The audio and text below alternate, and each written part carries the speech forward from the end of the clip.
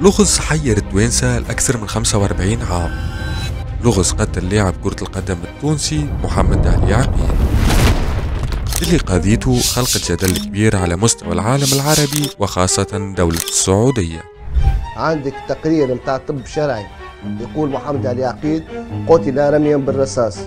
إذن عزيزي المشاهد، والمعرفة التفاصيل كاملة والغير معلنة بصفة رسمية، عليك كان تبعنا.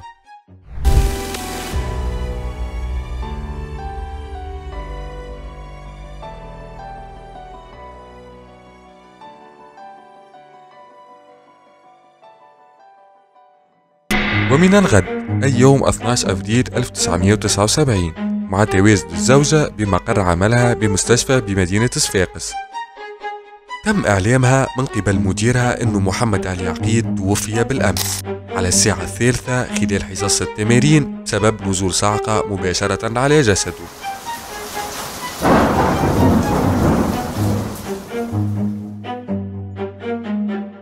لم تصدق الزوجة الرواية المقدمة لها، بما أنها كانت على اتصال هاتفي جمعها بزوجها في الليلة السابقة وبعد الساعة 3 اللي تم إخبارها أنها ساعة وفاة. لتزداد شكوك الزوجة مع عودتها وعثورها على عدة عناصر من الشرطة في محيط المنزل.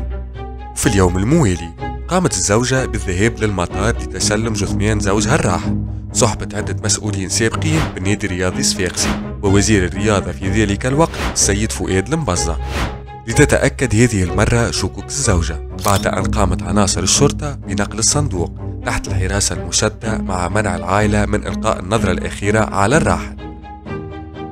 يتم صباح 14 أفريل 1979 دفن جثمان الراحل محمد علي عقيل، لتستمر الشرطة بمراقبة قبر اللاعب لمدة 2 سنين.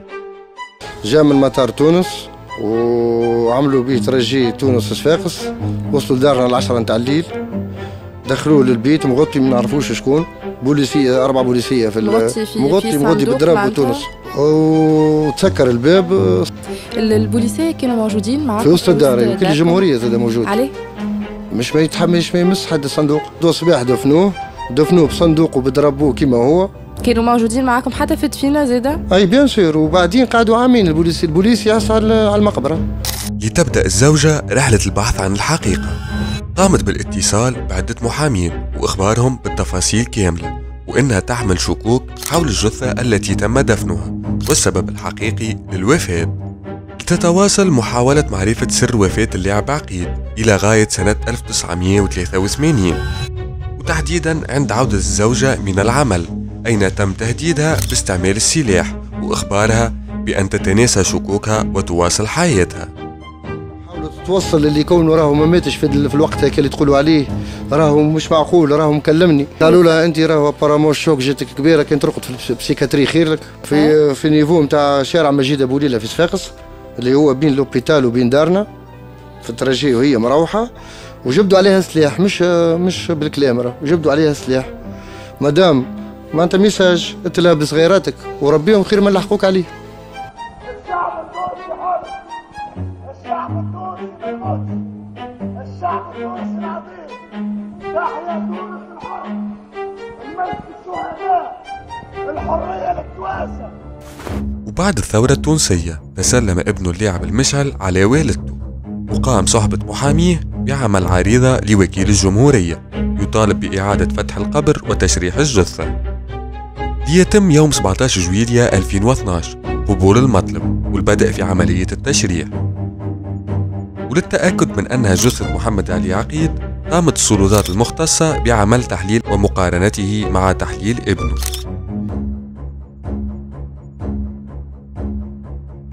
ليتم الإعلان رسميا أنها جثة اللاعب التونسي عقيل. لكن كانت الصدمة عند العثور على 3 رصاصات في جسده، ليتبين فعلا أنه قد توفي مقتولا.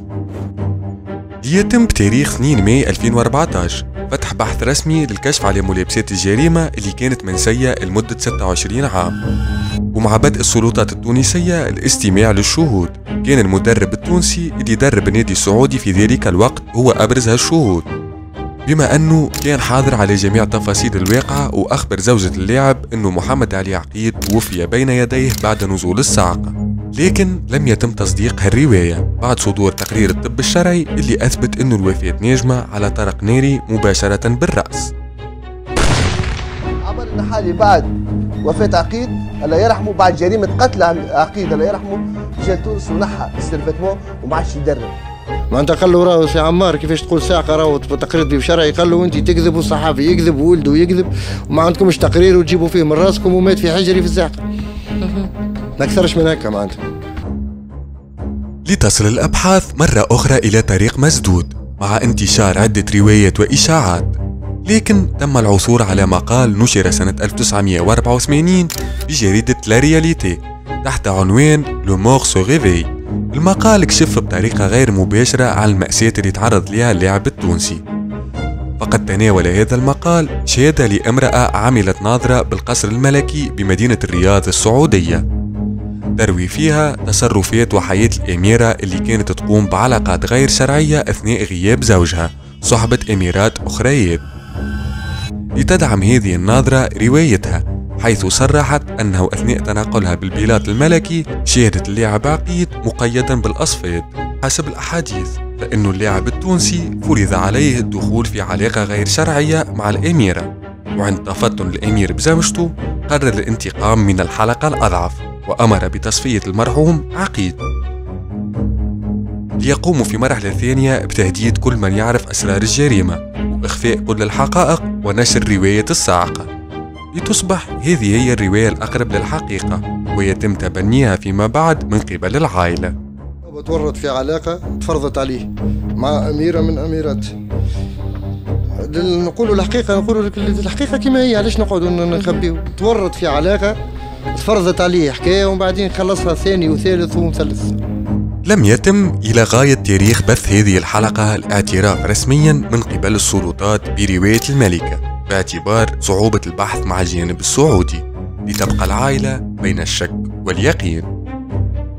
صحيح فرحت، عرفت اللي هو بابا وكل شيء، من بعدين قعدت هيك الايماج بين انت ايماجين انت اول كونتاكت مع ابوك سكولات توجع في الاخر، توجع وتتذكر، تقعد في الميموار نتاعك تتذكر البارافات تجي قدامي تصويره. وفي الأخير عزيزي المشاهد، نستناو آرائكم وتعليقاتكم حول هالحلقة، ولمتابعة بقية الحلقات ما عليك كان تبعنا.